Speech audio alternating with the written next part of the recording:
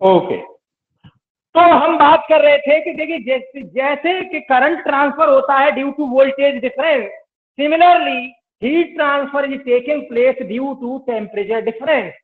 यानी क्या हो सकता है कि दिस टेम्परेचर डिफरेंस की जो पूरी फिनोमिना है, we can replicate this phenomena as electrical analogy. जैसे इलेक्ट्रिकल सिस्टम में इलेक्ट्रिकल रेजिस्टेंस का इलेक्ट्रिकल बनाते थे, वैसे ही क्रिएट करके थर्मल सर्किट हम यहां बना लेंगे। यानी heat transfer from temperature T1 to temperature T2, तो this is temperature difference along this resistance RTH। यानी हीट ट्रांसफर will take place Q equal to T1 minus T2 upon RTH। This RTH known as thermal resistance। Thermal resistance. अब ये thermal resistance RTH bye the वे सब में रहेगा, लेकिन यहां पर ये कंडक्शन हीट ट्रांसफर का थर्मल रेजिस्टेंस। यानी अगर हमारी बहुत सारी बॉडीज के बीच में अगर हीट ट्रांसफर हो रहा है, तो now we can calculate the problem very easily, solve the problem very easily with the help of creating this problem, creating convert analogy. For example देखिए अगला एक क्वेश्चन लेते हैं, आप हेडिंग दीजिए heat conduction heat transfer through composite wall. ये क्या था, अभी एक ही वाल में हीट ट्रांसफर यहां से यहां हो रही। एक केस ले लीजिए, मैं इसको हटाता हूं, हेडिंग दीजिए हीट ट्रांसफर थ्रू कंपोजिट वाल।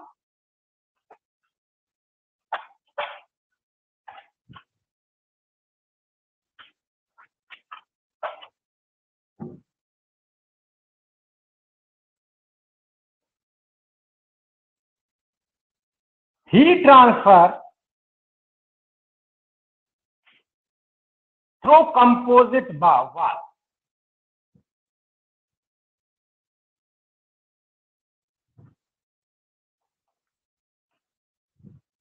हीट ट्रांसफर थ्रू कंपोजिट वाल।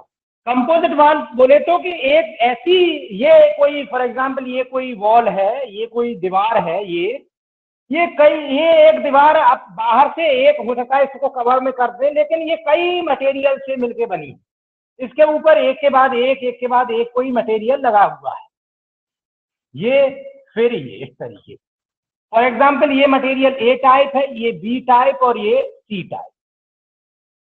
टेम्परेचर हो सकता है यहाँ पर T1 होगा, यहाँ पर T2 होगा, यहाँ पर सरफेस पर T2 होगा, यानी इस सरफेस का लॉन्ग, इस सरफेस का लॉन्ग T2 है और इस सरफेस पर आपका T3 है। इसकी थिकनेस X1, इसकी थिकनेस X2, इसकी थिकनेस X3। अब आपको इसके along heat transfer rate calculate करनी है कि with what rate heat is transferring across this composite वाल। तो देखिए सिंपल है सिचुएशन, आप इस कंपोजिट वाल को इलेक्ट्रिकल एनालॉजी में कर दीजिए।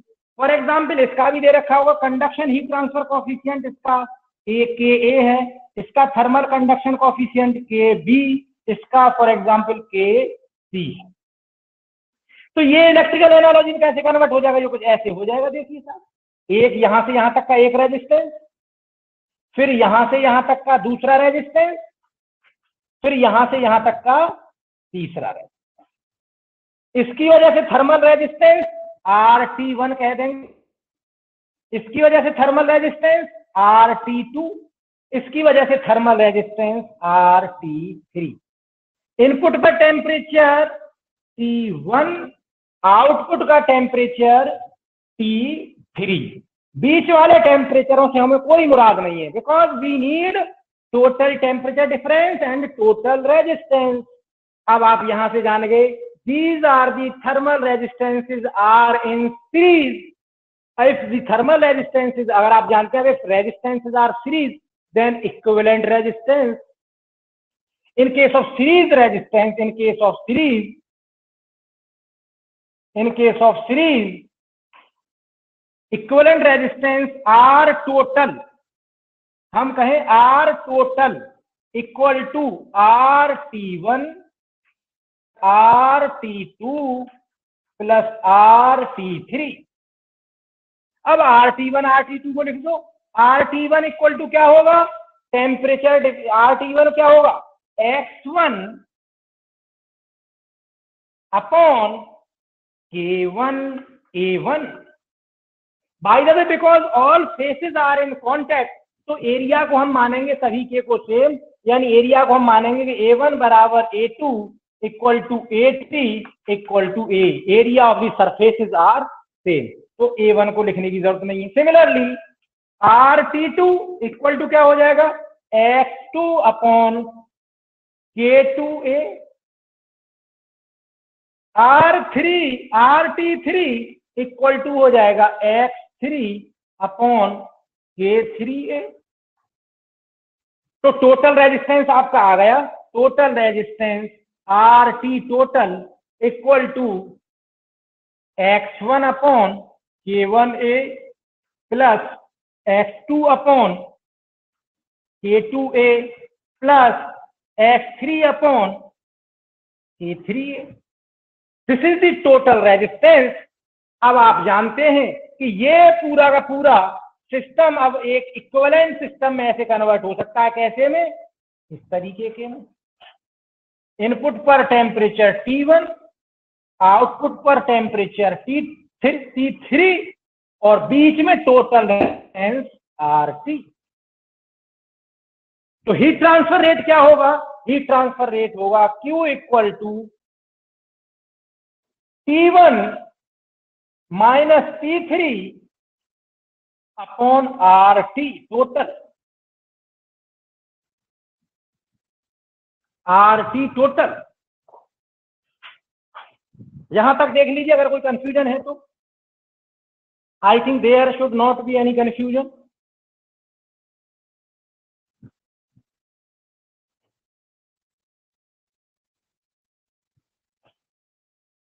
ओके, तो क्या हो जाएगा, heat transfer equal to T1 minus T2 sorry T3 upon total resistance की वैल्यू ये वाली ले जाके रख दीजिए साथ, X1 upon K1A plus X2 upon K2A plus X3 upon K3A।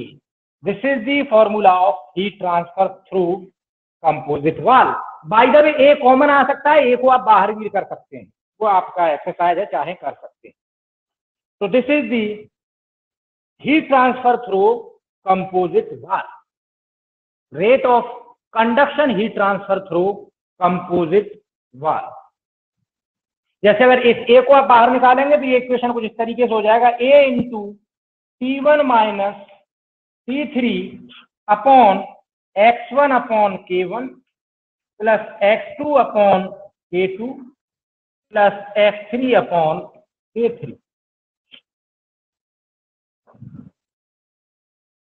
चलिए, तो दिस इज दी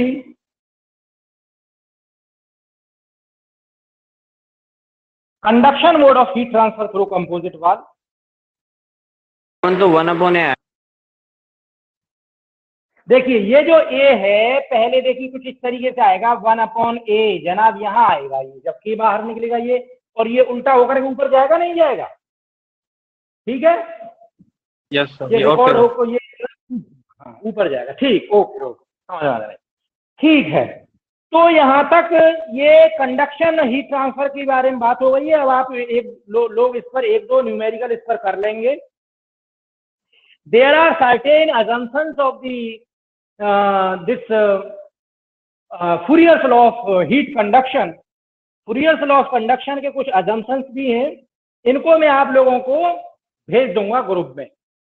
आप लोगों में 4-5 assumptions हैं, इनको मैं ग्रुप में भेज दूंगा, मेरे पास लिखे हुए, मैं फोटो खींच करके इनका ग्रुप में भेज दूंगा और पढ़ लीजिएगा। 4-5 assumptions कल इनको हम एक्सप्लेन भी कर देंगे, नेक्स्ट क्लास में थोड़ा सा इनको हम एक्सप्लेन भी कर देंगे। और ये जो रिकॉर्डेड वीडियो है ये भी अवेलेबल हो जाएंगी। जो लोग अगर नहीं देख पाए किसी वजह से, या किसी वजह से एब्सेंट थे, या बीच में कोई ग्लिच जो हो जाते हैं, तो अपने एक बार वीडियो को देख सकते हैं फिर से, और जो भी चीज अगर समझ में नहीं आ रही है तो उसे पूछ ले, ठीक, अच्छा टॉपिक है, बहुत इजी टॉपिक्स हैं।